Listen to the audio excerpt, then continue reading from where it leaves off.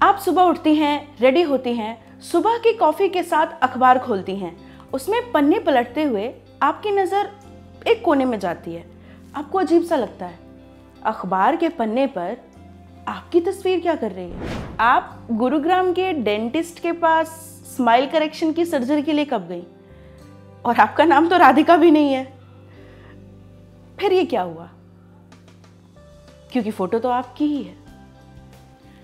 सोच कर देखिए, कैसा लगेगा आपको? ये तो सिर्फ डेंटिस्ट की ऐड है। ये फोटो, आपकी फोटो कहीं और भी हो सकती थी। फिर क्या होता? ऐसा ही कुछ हुआ शबनम खान के साथ।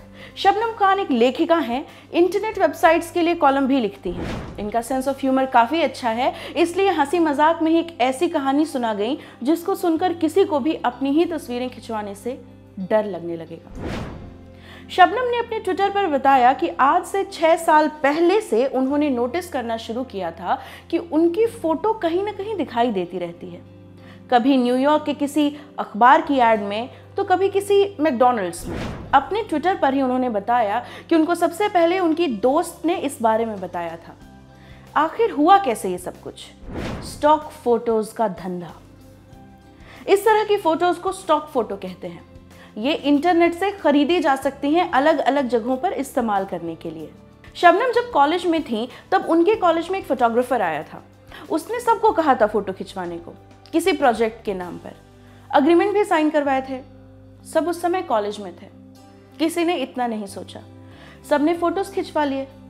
किसी ने उस अग्रीमेंट को ध्यान से नहीं पढ़ा। दिक्कत यहीं हो गई। उस फोटोग्राफर ने शबनम की फोटो एक स्टॉक फोटो की तरह बेचनी शुरू कर दी। अब आप पूछेंगे कि स्टॉक फोटो क्या होती है? इंटरनेट पर आर्टिकल्स वगैरह या वीडियो में कई बार तस्वीरें लगाने की ज़रूरत पड़ती है। अब हर बार कोई इसके लिए फ़ोटोज़ तो खींचेगा नहीं, इसलिए इंटरनेट पर कई फोटोग्राफर्स और फोटो कंपनियां मॉडल्स का इस्तेमाल करके ढेर सारी फ़ोटोज़ खींचकर बेचती हैं। ये तस्वीरें अलग अलग पोज में, अलग अलग हालात में, अलग अलग प्रॉप्स के साथ खींची जाती हैं और इनका इस्तेमाल कहीं भी किया जा सकता है। मान लीजिए एक दंपति है जिसमें बीवी प्रेग्नेंट है।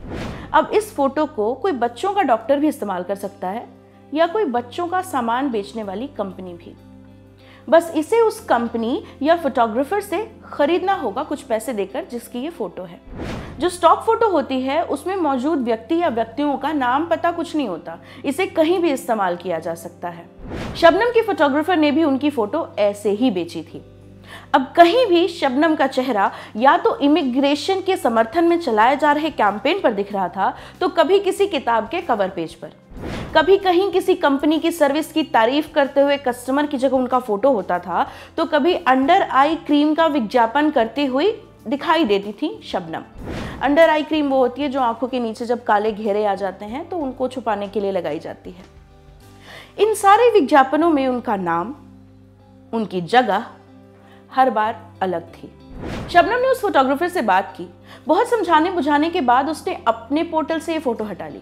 लेकिन जिन कंपनियों या लोगों ने ये फोटो पहले से खरीद रखी थी, वो इसका इस्तेमाल दोबारा करने के लिए स्वतंत्र थे, क्योंकि एक फोटो के पैसे एक बार ही देने होते हैं। शबनम तो एक उदाहरण है, सिर्फ एक एग्जाम्पल। उनको तो ये पता चल गया कि उनके फोटोग्राफर ने ये हरकत की थी, तो उन्होंने इस पर रोक लगा ली।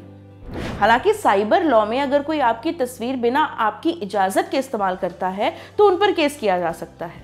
कोई व्यक्ति हो तो उस पर पुलिस की शिकायत की जा सकती है। लेकिन अगर आप खुद फोटोज खिंचवा रही हैं या आप मॉडल हैं और कोई अग्रीमेंट साइन कर रही हैं, तो उसे ध्यान से पढ़ें। कोई भी ऐसा पन्ना ना छोड़ें, यह आपके लिए घातक हो सकता है। किसी भी प्रोफेशनल एग्रीमेंट को साइन करने से पहले ध्यान से पढ़िए कि आपकी ये तस्वीर कहाँ कहाँ इस्तेमाल की जाएगी, कैसे इस्तेमाल की जाएगी और उसमें क्या शर्तें हैं। क्योंकि एक बार आपने किसी एग्रीमेंट पर साइन किए तो फिर आप उससे बाहर नहीं निकल सकते। नमस्ते, मैं हूँ प्रेरणा और आप देख रहे हैं ऑर्डिनरी। अगर आपको हमारे ये वीडियो अच्छा लगा, आपको नई जानकारी मिली, तो हमारे फेसबुक पेज ऑर्डिनरी को लाइक कीजिए। हमारे ये वीडियोस यूट्यूब पर भी जाते हैं, आप हमारे यूट्यूब चैनल ऑर्डिनरी को सब्सक्राइब कीजिए। और अगर आप हमसे जुड़ना चाहते हैं तो हमारी वेबसाइट है www.ordinary.in, उसे विजिट कीजिए। बहुत बहुत शुक्रिया।